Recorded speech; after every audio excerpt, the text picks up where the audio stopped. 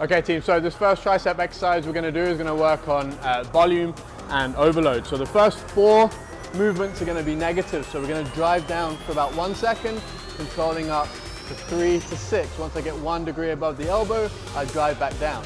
Keeping this nice and controlled, making sure we're keeping that elbow underneath the shoulder, we're getting that full range of motion. So you notice I'm going nice and slow up in that eccentric range, driving down for 1 second. Now the benefits of this is actually increased hypertrophy, so muscle mass gain, and tension or time under tension.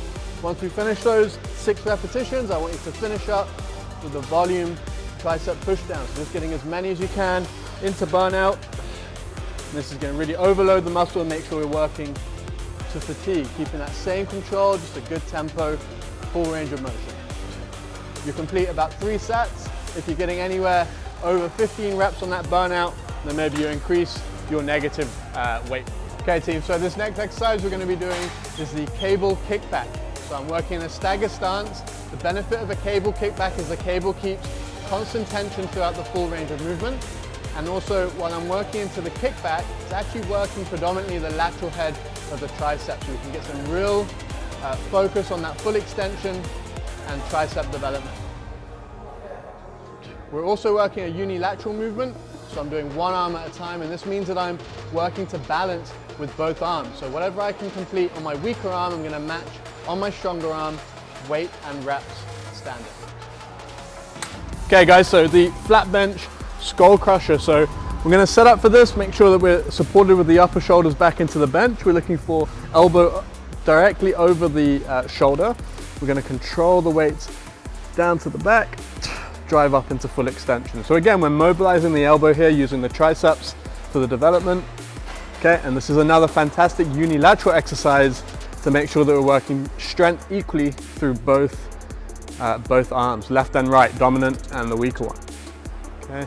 Second, if we're looking for more full tricep isolation, we're going to stick with this flat bench, but you can change up the angle and the heads that you hit within the tricep by going for an incline or a decline, but the supporting muscles are going to be different.